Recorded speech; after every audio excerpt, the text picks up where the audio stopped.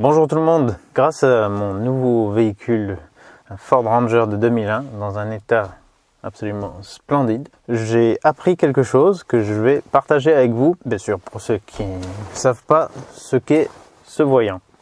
Alors dans la vidéo de présentation de ce véhicule, je filmais différents trucs, notamment le tableau de bord, et en mettant le contact, je voyais ce voyant. Et je ne me suis pas trop attardé dessus. Pour moi, c'était un truc en rapport avec le liquide de refroidissement, indiquant que le niveau était bas ou un truc du genre. Et pourtant, le véhicule ne surchauffait pas, d'après son ancien propriétaire. Donc, je ne me suis pas plus attardé là-dessus. Et c'est dans les commentaires que quelques personnes m'ont dit « Non, c'est pas ça. C'est un voyant qui sert à nous prévenir quand il y a de l'eau, ou trop d'eau en tout cas, dans le filtre à carburant. » Tiens, on va voir s'il démarre. Ce serait miraculeux. Je dis que ce serait miraculeux. Non, le démarrage le plus fatigué du monde. Non, ça sera pas pour aujourd'hui. Donc voilà, ça c'est intéressant parce que déjà moi j'ai l'habitude plus des véhicules essence et on n'a pas ce voyant. L'eau est plus dense et donc peut se retrouver dans le filtre, dans le bas du filtre à carburant plus précisément. Et ainsi, avec un capteur, on peut savoir qu'il y en a et qu'il faut la purger, l'évacuer et idéalement changer le filtre aussi. Je vous montre vite fait dans mon autre véhicule.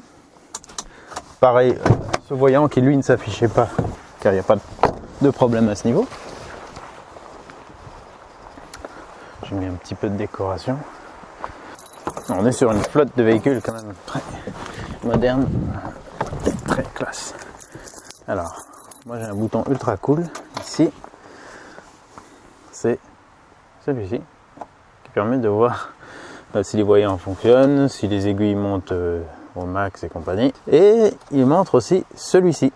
Donc là, il n'a pas la même gueule, mais c'est le même délire. C'est le témoin d'eau dans le filtre à carburant.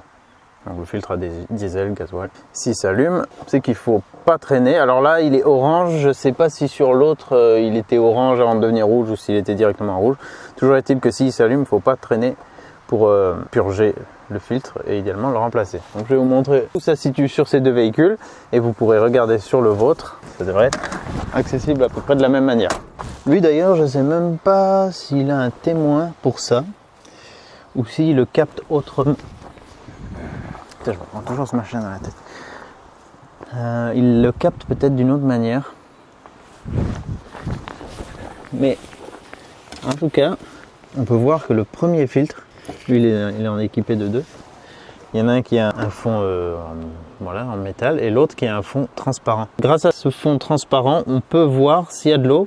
Si on voit un déphasage, qu'on voit clairement qu'il y a deux liquides séparés, c'est que le fond c'est de l'eau. Et là, tout en dessous, il y a un petit robinet qui permet de purger cette eau. Donc on l'ouvre, on laisse sortir le peu de flotte qu'il y a, un peu de gasoil aussi, et comme ça on a évacué le surplus d'eau qui ne se retrouvera pas dans le reste du circuit.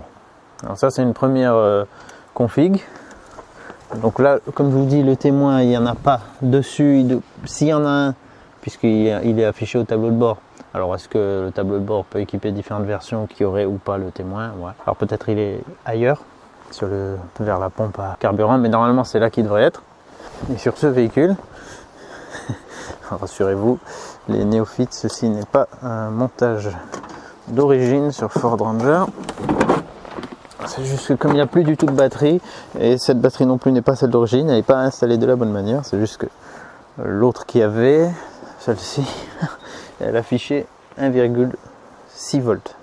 Donc elle était morte de chez mort. Donc j'ai mis celle-ci qui est aussi pas en super forme et qui est trop petite pour ce véhicule. Mais je l'avais mis juste pour que les témoins s'affichent et ça c'était pour tenter de démarrer. Mais bref, bon, c'est une autre histoire.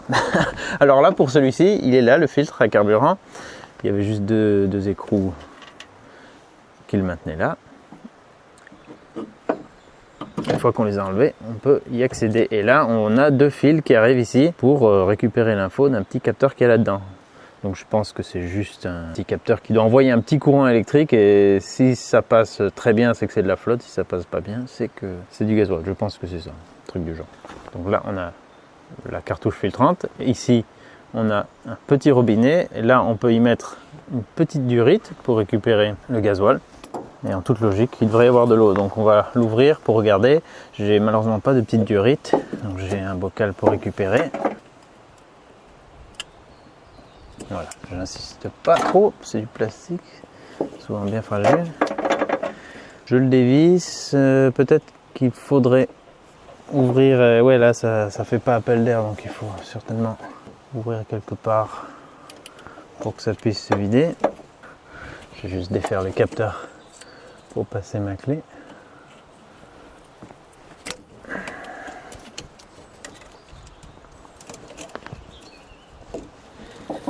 Je vais juste un tout petit peu le défaire pour que ça fasse appel d'air.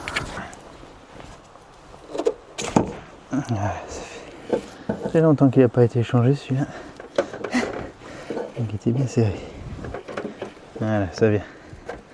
Bon, bah voilà, normalement, il n'y a plus qu'à laisser se vider une partie de tout ça. Et normalement, bah, on devrait voir un déphasage, on devrait voir qu'il y a de l'eau, qu'au-dessus, il y a du gasoil. Après, vu que c'est un véhicule qui n'a pas tourné, quasiment pas tourné en 10 ans et pas du tout en 5 ans, s'il y avait dû avoir de l'eau, on l'aurait eu.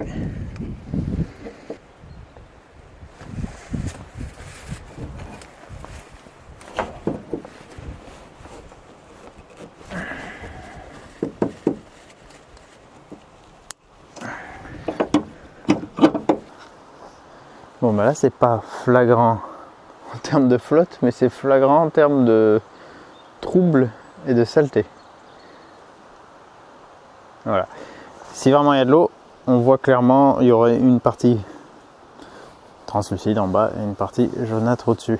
Dans tous les cas, vous avez compris le principe. Et si vous voyez quand vous voyez une espèce de petit robinet sous les filtres à carburant, c'est justement ce petit robinet de purge pour évacuer l'eau s'il devait y en avoir. Dans votre cas, une fois que vous aurez purgé le filtre, normalement ça devrait effacer le voyant, peut-être pas tout de suite, il faut peut-être rouler un petit peu quand même avant. Là ça sera bien sûr pas le cas. Et quand même dans l'idéal, je vous conseille de remplacer le filtre parce que s'il a ce problème, soit c'est qu'il n'a pas été changé longtemps, soit c'est que le carburant, le diesel est resté trop longtemps dans le réservoir, comme c'est le cas pour ce véhicule. Donc il y a eu de la condensation et puis plein de problèmes liés à ça, notamment prolifération de bactéries et création de sortes de boue dans le réservoir. Et c'est pas bon du tout, donc voilà, c'est toujours mieux de le changer. Mais après, une fois que c'est remplacé, le voyant devrait disparaître. C'est possible aussi que le voyant soit défectueux, j'imagine. Donc si vous avez tout remplacé et qu'il y a du diesel neuf et que le voyant reste allumé, c'est peut-être tout simplement le capteur qui est naze. J'aimerais bien qu'il tourne un tout petit peu pour savoir si ça a changé quelque chose à sa vie. Je crois que c'est pas aujourd'hui qu'il va partir. Entre un démarreur usé et une batterie usée, même avec le booster là, qui est pas de très grande capacité non plus, ça va pas le faire. Donc ça, c'est clairement une des premières choses que je vais devoir faire sur ce véhicule. J'espère que ça pourra vous aider à régler votre problème de... Normalement, ça ne doit pas vous empêcher de rouler. Mais par exemple au démarrage, s'il fume très blanc, c'est qu'il y a de la vapeur, c'est qu'il y a, qu'il y a de l'eau dans le gasoil. Et surtout le problème, c'est que les pompes, les injecteurs, tout ça n'aime pas trop avoir de l'eau, surtout si on n'utilise pas le véhicule pendant un certain temps et que tout ce carburant chargé en eau reste là où il est et donc créer de la corrosion. Là, c'est là que ça peut devenir problématique. Donc voilà, ça coûte pas grand chose un filtre. Souvent, c'est pas très difficile à le changer. Ça dépend bien sûr des véhicules. Si votre voyant s'allume, ne traînez pas. Il y a de grandes chances que vous puissiez le faire vous-même, sinon dans un garage, ça reviendra pas bien cher. Et vous éviterez surtout d'avoir potentiellement des problèmes beaucoup plus graves et beaucoup plus chers. Voilà. Donc une petite chose à vérifier. Et merci à ceux qui m'ont appris ce que c'était. J'en découvre tous les jours et j'adore ça. Et si je peux le partager, c'est encore mieux. Voilà, en tout cas, c'est en faisant qu'on fait. Je vous dis à très bientôt. Et puis moi, j'aimerais bien faire tourner ce vieux Ranger. Et même avant le filtre, je pense que c'est quand même le démarreur, le facteur limitant sur ce coup. Allez, à très bientôt. Au revoir. Je peux pas m'empêcher, il faut que je reteste un dernier coup. Allez. Peut-être il faut que je secoue. Je vais te foutre en seconde.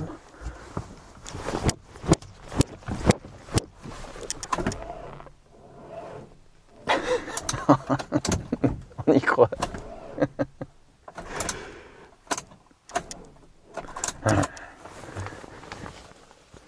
Ah oui, et la vidéo n'est pas inversée, et c'est bien une conduite à droite, mais de toute façon vous l'avez vu au compteur avec l'inscription MPH pour miles per hour.